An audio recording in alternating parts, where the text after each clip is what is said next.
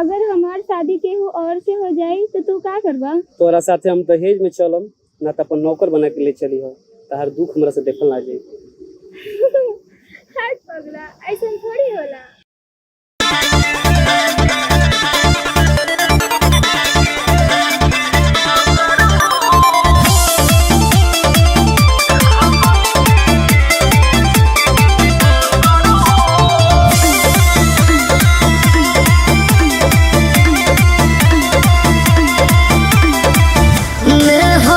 छपाए लागल हाथ में सेनुरो भी पड़े अब माथ में। हे जा सुना मैं होते छपाए लागल हाथ में सेनुरो भी पड़े अब माथ में। खुश नहीं रहो जानू तो हरात खोकर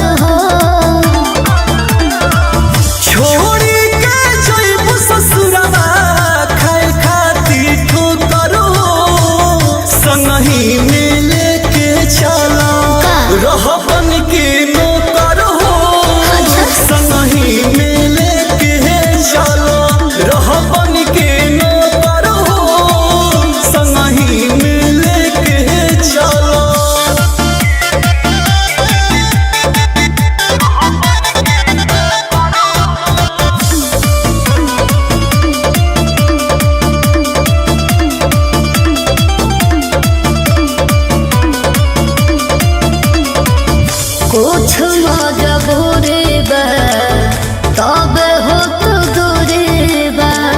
घर के इज्जतियों रखल जनता जरूरी बा। का करी हम मजबूर बानी।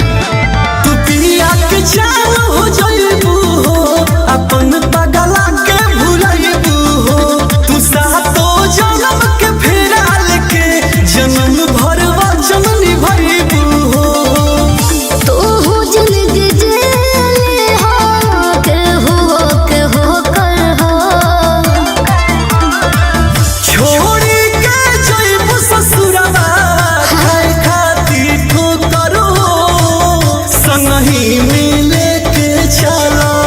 रहबन के नौकर हो संगही में लेके चलो। रहबन के नौकर हो संगही में लेके चलो।